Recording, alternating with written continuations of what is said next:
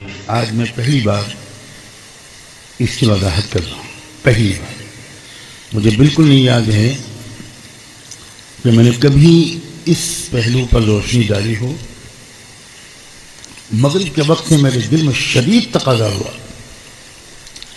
اور میں نے استخارہ کیا اللہ تعالیٰ سے، بہت رجوع کر کے پوچھا کہ کیا میں آج یہ بات صاف صاف کہہ دوں.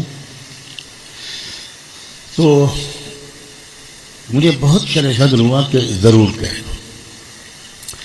ایک امانت کے طور پر آپ حضرات سے یہ بات پہلی بار کہہ رہا ہوں، اور میرے مخاطب وہ لوگ بھی ہیں جو سامنے ہیں، اور وہ ہزاروں لوگ بھی ہیں جو مختلف ملکوں میں بیٹھ کر اس مجلس کو روزانہ سنتے ہیں.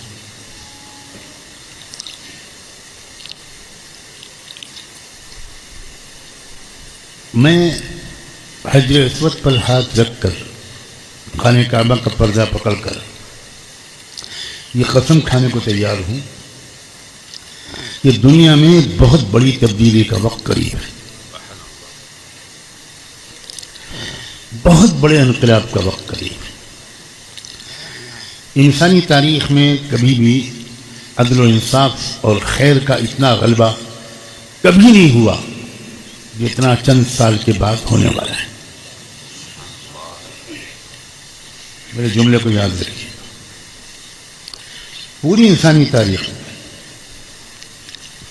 پوری دنیا کی سطح پر امن و انصاف اور خیر کا غلبہ کبھی نہیں ہوا جو اب چند سال کے بعد ہونے والا ہے.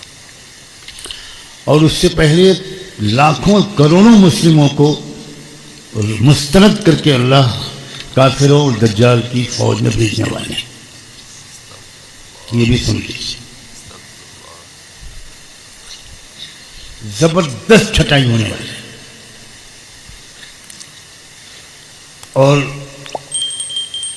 اس چھٹائی کے بعد وہ خیر کا غلبہ ہوگا جب خالص پکے مومن دنیا میں رہ جائیں گے، اور وہ ہو سکتا ہے چند فیصد ہو. احادیث میں جس کا اشارہ ملتا ہے کہ وہ چند فیصد سے زیادہ نہیں ہوگا.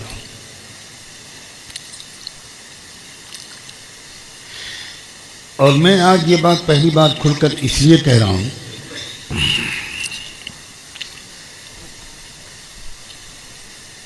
اس امید پر کہہ رہا ہوں، اللہ اس امید کی لاج رکھ لے،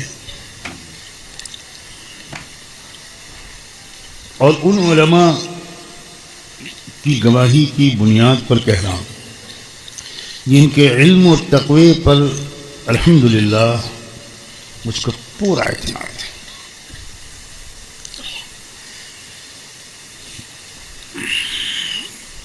اور وہ فلسطین اور شام کے حالات کو بہت قریب سے دیکھ رہے ہیں.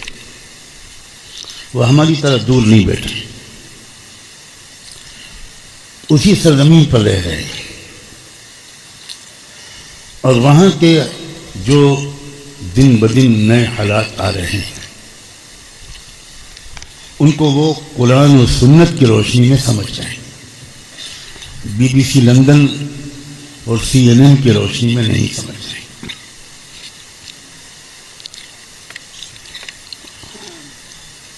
اور وہ بتا رہے ہیں الحمدللہ اس حادث کا ان میں سے کئی سے رابطہ ہے. وہ بتا رہے ہیں کہ ہو کیا رہا ہے اور آثار کیا ہیں اور کن مرحلوں سے گزر کر ہم کس منزل تک پہنچنے والے ہیں.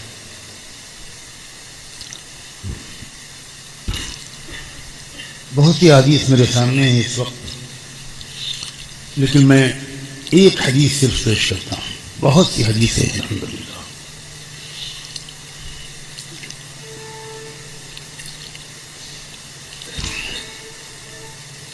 سیدنا علی بن ابی طالب رضی اللہ عنہ وکرم اللہ وجہہ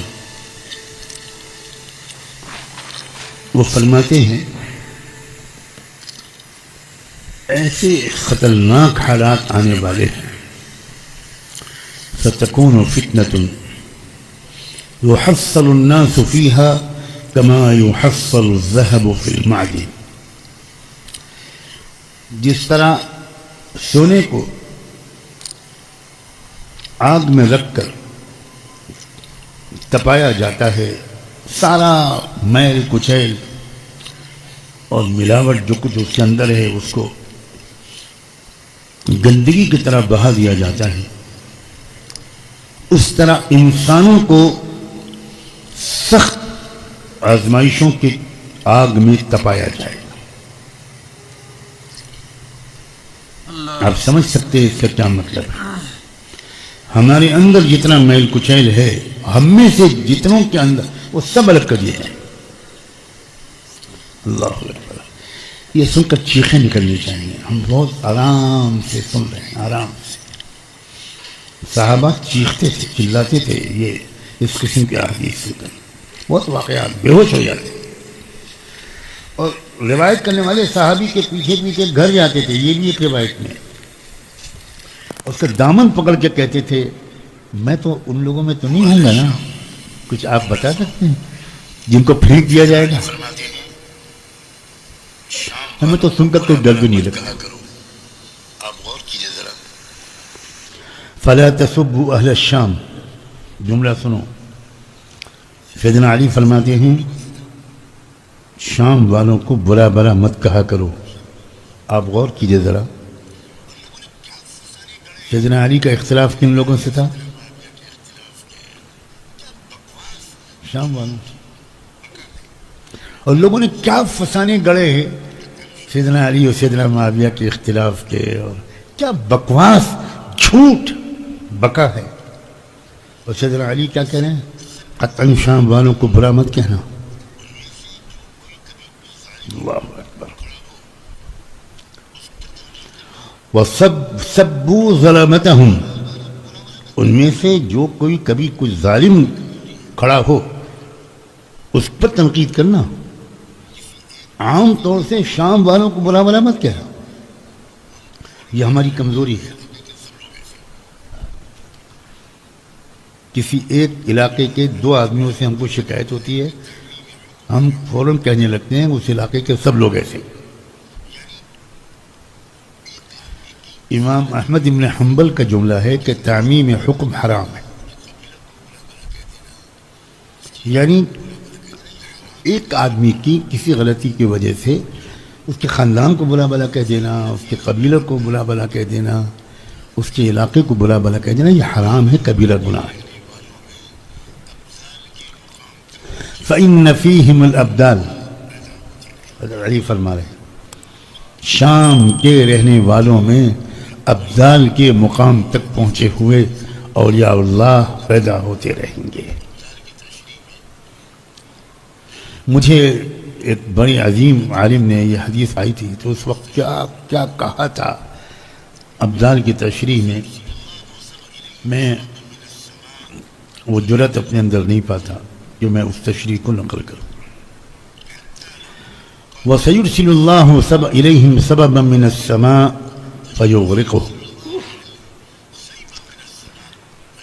حَتَّى لَوْ قَاتَلَتْهُمُ الثَّعَالِبُ غَلَبَتْهُمْ وَسَيُرْسِلُ اللَّهُ إِلَيْهِمْ سَيْبًا مِّنَ السَّمَاءِ فَيُغْرِقُهُ۔ اور ایسے عجیب قسم کے فتنے، آزمائشیں، عذاب، سزائیں آئیں گی کہ اللہ کی برا۔ یہ بھی ہوگا ملک شام میں، اور لوگ اس قدر کمزور پڑ جائیں گے کہ لومڑیاں بھی اگر حملہ کر دیں گی تو وہ مقابلہ نہیں کر پائیں گے۔ ثم يبعث الله عند ذلك رجلا من عترة الرسول صلى الله عليه وآله وسلم في 12,000 إن قلوا و15,000 إن كثروا۔ پھر اللہ تعالیٰ رحمت دو عالم صلی اللہ علیہ وسلم کی اولاد میں سے، ان کی نسل میں سے ایک شخص کو کھڑا کرے گا، اور ان کے ساتھ 12 یا 15,000 لوگ ہوں گے بس۔ امارتهم او علامتهم امد على 3 رايات، جب کوئی فوج اپنی کارروائی کرتی ہے تو اس میں ایک کوڈ ورڈ طے ہوتا ہے کہ آپس میں ایک دوسرے کو پہچاننے کے لیے کوئی ایک آدھ کوڈ ورڈ طے ہوتا ہے. تو وہ جو لوگ ہوں گے 12 یا 15,000 ان کے درمیان کا کوڈ ورڈ جو ہوگا وہ امت ہوگا. میں بار بار عرض کر رہا ہوں کہ امت کی جامع تربیت کی ضرورت ہے. ہمارے یہاں جامع تربیت کا کوئی تصور نہیں, کوئی تصور, کچھ نہیں. اس پر میں جتنا دکھی ہوں, میرے دکھ کو سمجھنے والا بھی آج تک مجھے نہیں ملا, بالکل نہیں. راز کو راز رکھنا, ایک اجتماعی ڈسپلن کے ساتھ کام کرنا, کسی قائد کی قیادت میں کام کرنا, اس کی کوئی تربیت ہوئی ہے ہماری؟ کیوں بھائی؟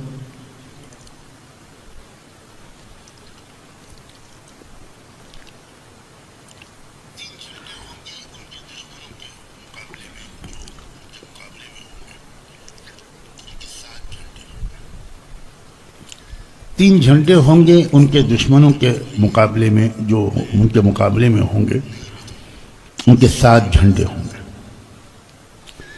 کیا تفصیلات اس دور میں منطبق ہو رہی ہیں میں نہیں بتاؤں گا, جو فیس دے گا اس کو بتاؤں گا. شہادت یہ ہے فیس, بیگم سے پوچھ کے آیا, مت ڈلے گی. اور کل کو خانقاہ سے واپس بلا لے گی. ہاں یہ امید ہے, تم مکاری کر سکتے ہو, وہ بہت اچھی ہے.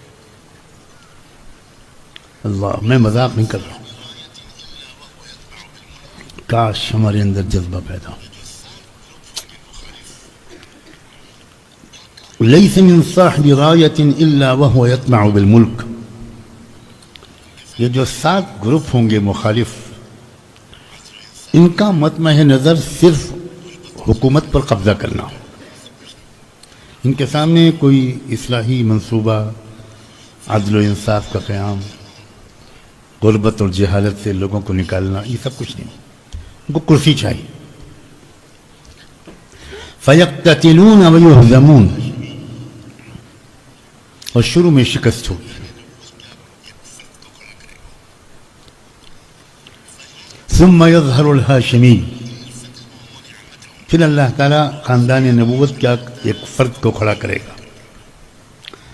فَيُرُدُّ اللَّهُ إِلَى النَّاسِ إِلْفَتَهُمْ وَنِعْمَتَهُمْ, اور اس کے ذریعے اللہ تعالیٰ لوگوں کو خوشحال کر دے گا,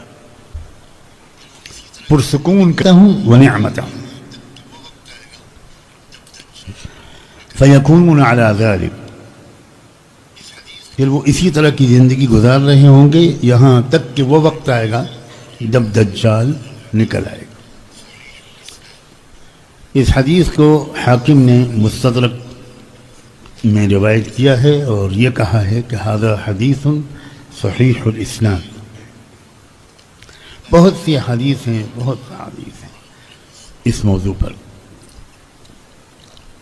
میں اس لیے یہ باتیں آج کل بہت بیان کر رہا ہوں, اللہ عالم بالصواب.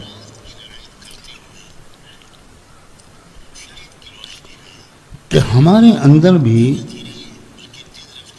موجودہ حالات کی رعایت کرتے ہوئے شریعت کی روشنی میں دھیرے دھیرے بلکہ تیز رفتاری سے اجتماعی نظام کے تحت جینے کی مشق ہونی چاہیے. یہ مشق نہیں ہوگی تو ہم قافلے سے بہت پیچھے رہ جائیں گے. ملک شام کے موجودہ حالات نے یہ بالکل بتا دیا ہے کہ اب بہت جلدی دنیا کا نظام بدلنے والا ہے. ہمارے ملک میں اس کا کوئی تذکرہ میرے علم کے مطابق نہیں ہو رہا ہے.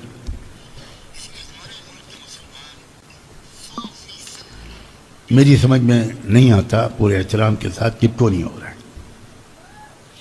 اس لیے ہمارے ملک کے مسلمان 100% بے خبر ہیں.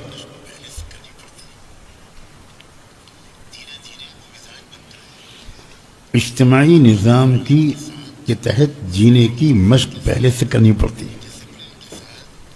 دھیرے دھیرے وہ مزاج بنتا ہے کہ ہم اجتماعیت کے ساتھ، سمع و طاعت کے ساتھ، ڈسپلن کے ساتھ رہیں، ورنہ بالکل انفرادی دینداری ہے ہماری.